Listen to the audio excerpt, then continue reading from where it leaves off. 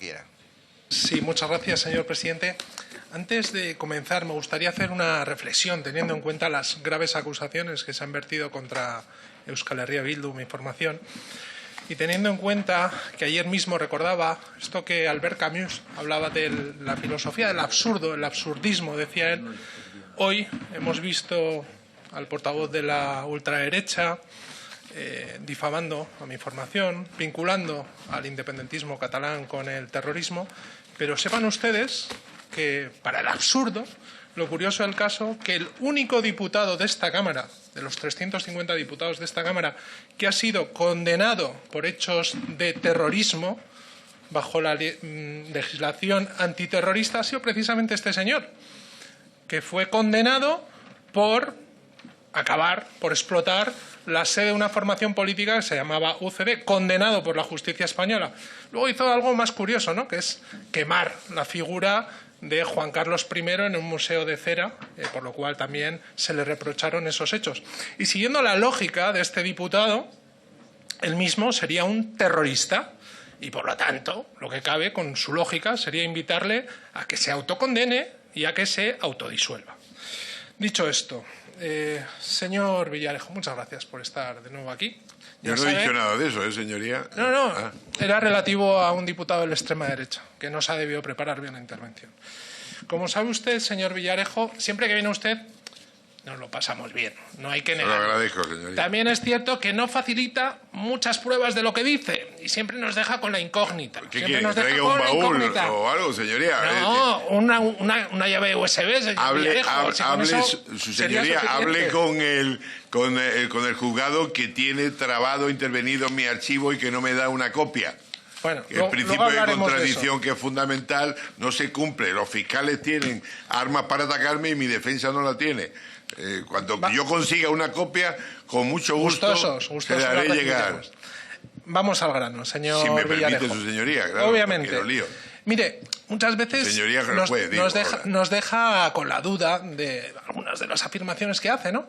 Pero es cierto que usted ha afirmado en numerosas ocasiones que usted actuó como agente de inteligencia desde que volvió al Cuerpo de Policía Nacional en el año 93 y que el comisario general de Información, el señor Pereiro Blanco, que usted conocerá bien, en esta misma Cámara negó la existencia de agentes. ¿Quién el dice? Señor Pereiro Blanco, comisario general de Información, negó que existan en la Policía Nacional agentes de inteligencia y nos dijo que solamente existían los agentes encubiertos y los testigos protegidos.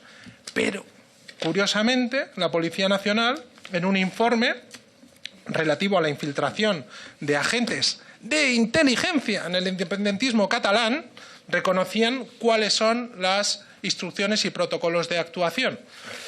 Usted, en la última comparecencia en esta Cámara, vino a decir que no solamente usted era un agente de inteligencia que ha trabajado durante tantos años, sino que había otros. Es más, dijo que iba a dar nombres para que quedara en evidencia que estaban trabajando también con empresas. Yo le animo, si quiere, a que dé algún nombre de alguna empresa, no sé si el presente, para no ponerles en riesgo, pero del pasado, que se pueda probar que usted no estaba solo y que había también agentes que hacían lo mismo que usted. Señoría, digamos que recibí el consejo, digamos, del juzgado donde tengo tantas causas, de que determinadas actuaciones que estaban aún secretas, si yo las sacaba a la luz, incurriría en un nuevo delito, etcétera, etcétera. Y lamentablemente... ¿Alguna pista nos podrá dar? No, alguna pista la ha dado su señoría perfectamente. Se lo he dejado... Es decir, mire, le digo una cosa. Ese señor que usted ha mencionado fue el que me puso a mí los micrófonos para la detención en Grecia. Fíjese si él sabía de mi existencia, que él además luego le vi en varias ocasiones y que... ¿Es de los que le saluda o los que le aparta? No me he cruzado con él. Pero también le digo que hay muy buenos amigos dentro del CNI, dentro de Policía y Guardia Civil, que me ven a escondidas, eso sí, para evitar ser represaliado y que afortunadamente me están dando cierto aliento, lo cual para mí es muy reconfortante. Otra pregunta. Le he visto interesado en hablar del CNI. Durante toda la tarde los ha mencionado en numerosas ocasiones. Y mire, una noticia curiosa, que no ha tenido mucha relevancia, yo no se la he mencionado, es que salió publicado en un diario que la actual directora del Centro Nacional de Inteligencia, la señora Casteleiro, se reunió en numerosas ocasiones con usted. Es más, llegó a intentar que usted mediara con la señora Cospedal para que fuera ella elegida como directora del centro con el cambio de gobierno dentro del Partido Popular en las elecciones del 2016. ¿Desde cuándo conoce usted a la señora Casteleiro? ¿Lo recuerda? Pues conozco de su existencia, fíjese, desde el año creo que fue 83 o así, que es cuando ella entra en el CNI, porque además coincide con un gran amigo de Policía Nacional que también ingresa, y yo asisto al acto aquel de la jura, digamos. Yo he mencionado el CNI, pero ese 15% de agentes de campo que se juegan la vida y tal, no tienen por qué, digamos, ser enturbiados por esa otra actuación burocrática de lo que es el pasillaje, etcétera, etcétera. Es decir, yo le tengo un profundo respeto al CNI, un gran respeto, considero que es una unidad fundamental. Lo que no me gusta, nunca me gustó, es la utilización de sus altos mandos en este tipo de operaciones. ¿Y la actual alto mando? Bueno, esta señora, yo tenía con ella unas relaciones muy correctas, pero bueno, imagino que le ha parecido más oportuno pegarse a la señora Margarita Robles que a un servidor. Prueba de ello es que ya en la declaración, digamos, que hizo en el testimonio, en el primer juicio que celebré y que afortunadamente ganemos, pues prácticamente decía que no me conocía, ¿no? ¿Usted se ha reunido con ella en los últimos años? No, pues, imagínese, bajo ningún... Digo, anteriormente a su detención en el año 2017. He tenido, bueno, y además he tenido hasta comida de 6 y 7 horas de gran sobremesa. ¿Pero como amigos o de trabajo? Bueno, como personas que se conocen y que además hablan de trabajo, pero también hablan de anécdotas, digamos, en el ambiente distendido que es una comida. ¿Y no le parece curioso que haya llegado a ser denominada o elegida directora cuando estuvo usted mediando por ella ante la señora Cospedal? La verdad es que me sorprende, me sorprende porque todas las personas que se le han relacionado conmigo o han sido defenestrados o se le han apartado.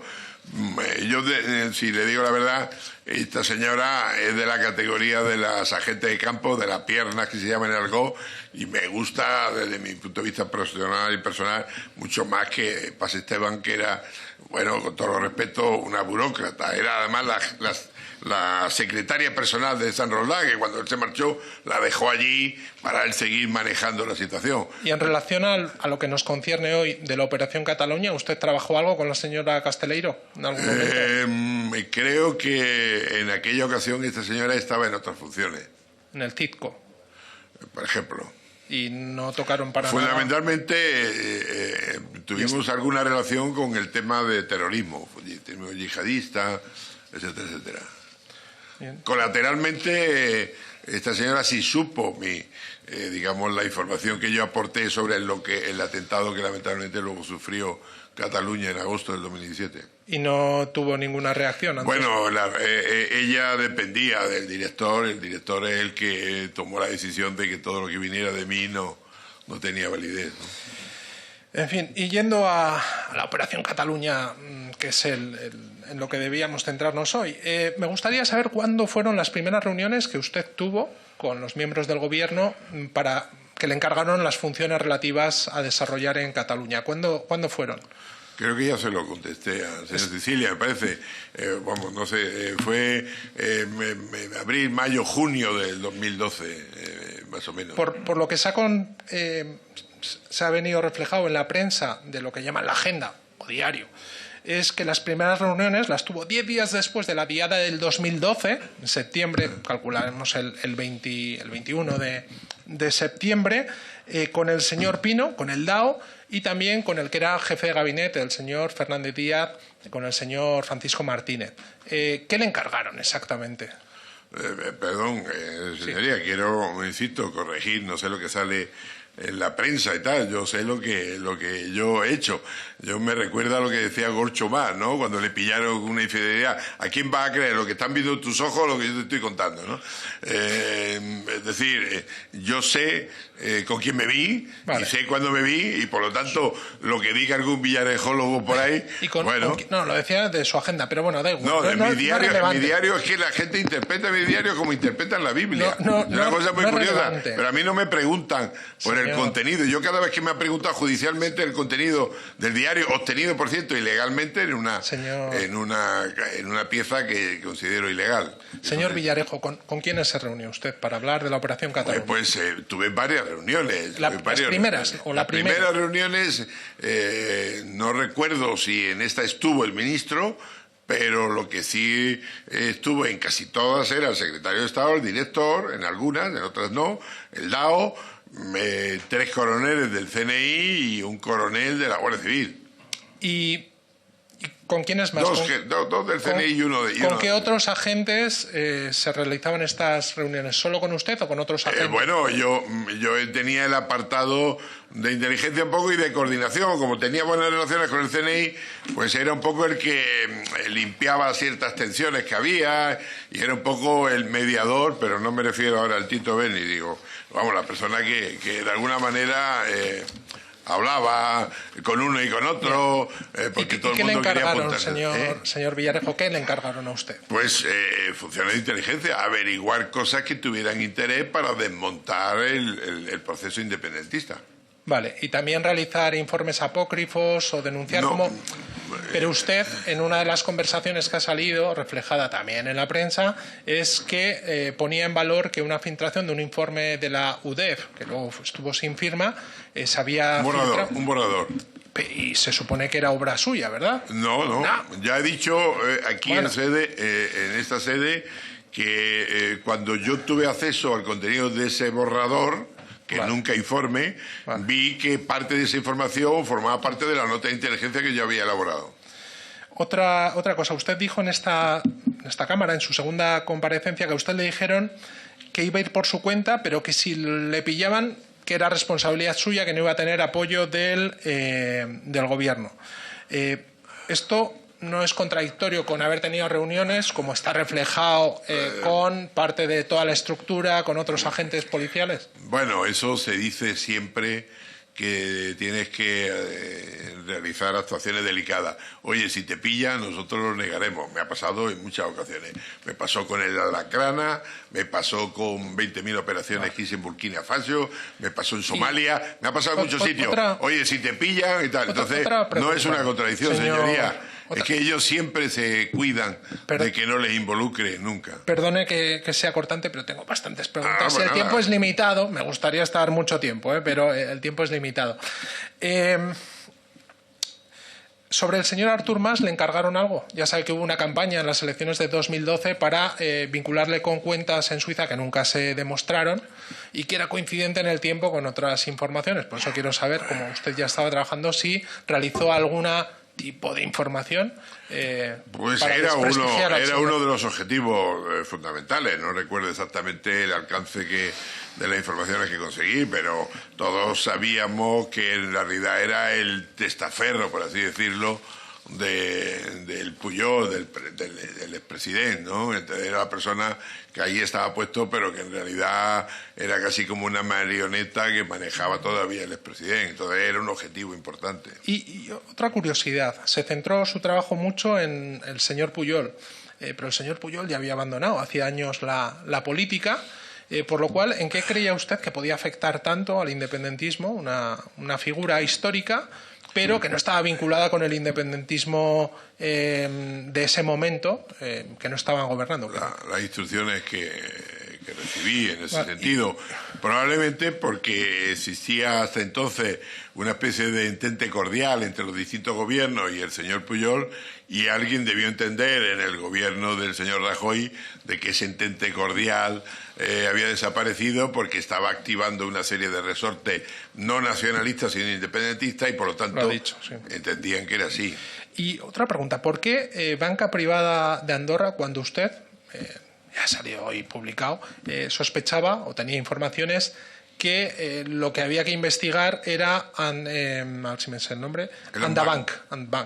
¿Y por qué el banco de banca de Andorra cuando usted consideraba que no era la importante? Pues nunca me lo dijeron. Yo hice esa proposición, como ya le digo, porque tenía una fuente que me ofrecía, igual que la lista Falciani, una relación de posible tal, y yo lo ofrecí y me dijeron que no. ¿Y por qué cree usted que una vez de que el banca privada de Andorra colaboró o facilitó cierta información, por qué aún así fueron a por ellos? ¿Qué sentido tenía acabar con un banco que estaba colaborando?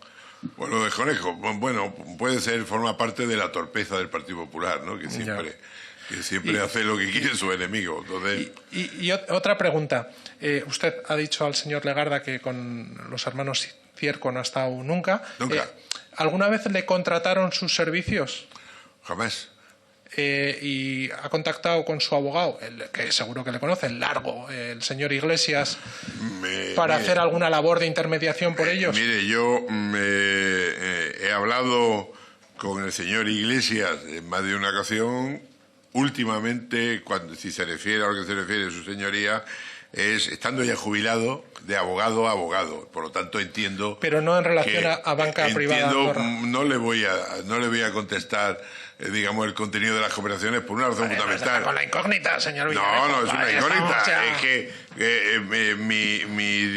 mis principios deontológicos como abogado, yo lo que hable con otro letrado, entiéndalo. Bueno. Pues vamos a otra pregunta. La señora Cospedal le pidió en el año 2014 un informe sobre Esquerra Republicana de Cataluña, según las notas, que es cierto que para entenderlas hace falta ser experto en caligrafía. Villarejólogo de la vida. Pero hay foto, tampoco hay que ser tan villarejólogo. Es difícil de entender, pero se entiende. Y también pone que le debía 100.000 euros. Luego aquí... En esta Cámara dijo que le debían 300.000. No aumentó un poco usted la factura. Pero ¿nos puede decir si hizo eso? Probablemente en esa anotación eran 100.000, pero hay otras anotaciones que no lo han visto. ¿Y le pagó o no le pagó? Me temo que no, Pero eran fondos reservados que, como el señor San Roldán no se fiaba demasiado de mi discreción, no sé por qué,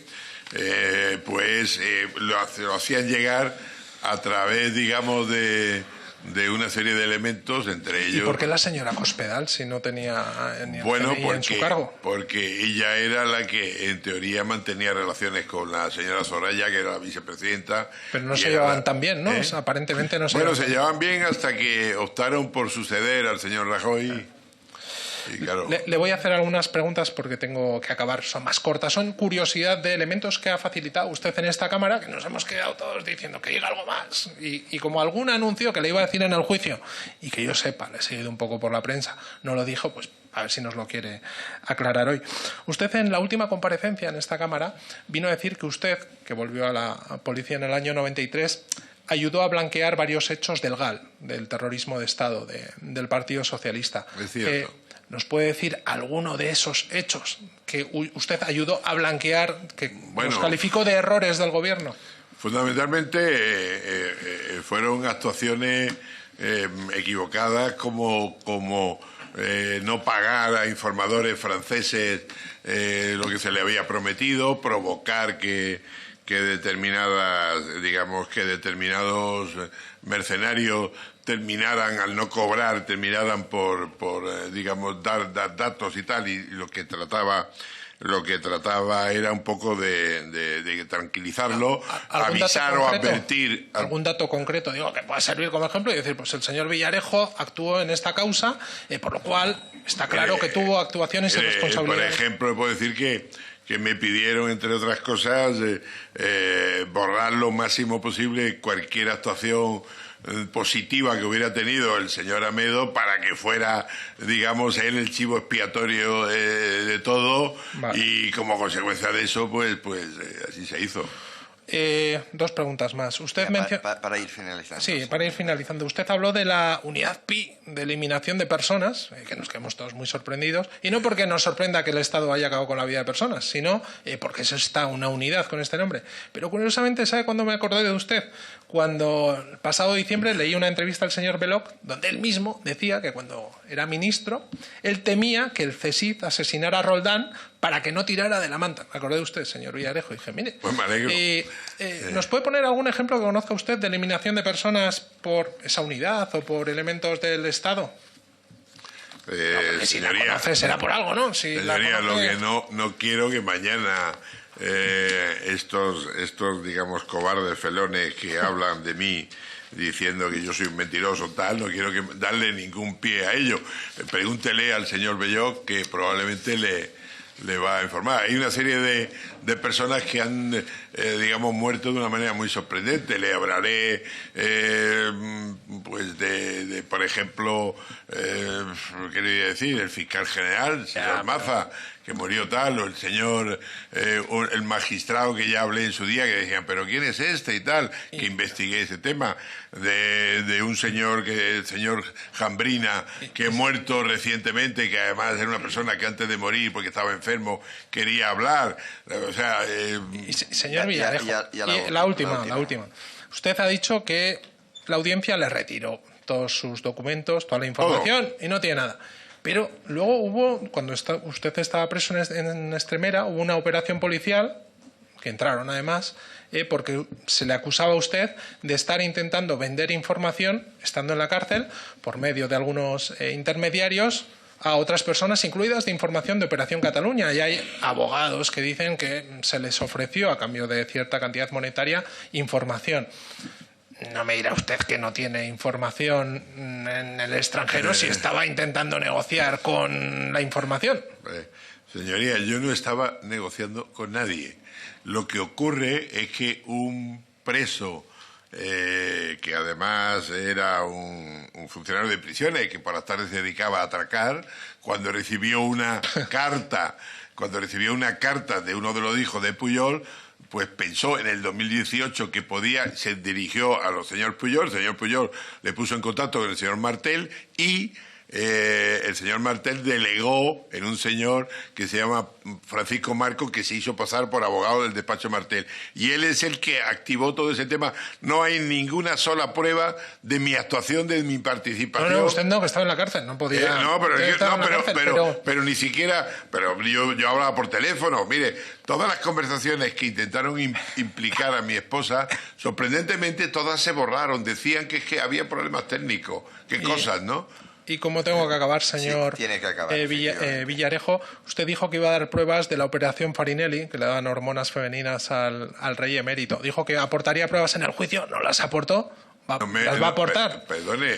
Lo dijo aquí, tengo que acabar, no sé si... Perdone, hay un dato fundamental, que creo que han salido en las conversaciones de la propia Corina. La señora Larsen, ella misma explica... ¿Cómo? Pero que dijo que las iba a dar usted, que las tenía. Bueno, no, que las tenía, no, que esperaba que en el juzgado... Ahora mismo se las da, pero ya terminamos. Esperaba que en la audiencia me facilitaran una copia. Yo llevo más de 2 años en libertad, afortunadamente, no he huido, como habrá visto. Bueno, como decían hay apuestas por ahí que dicen que sí, si bueno, le condenan que va a escapar. Pero bueno. Llevo 2 años y pico, ¿no? Pues esas apuestas las perderán todos. Pues le agradezco su comprensión. Señor presidente, por alusiones directas en defensa del derecho al honor. Después, al finalizar la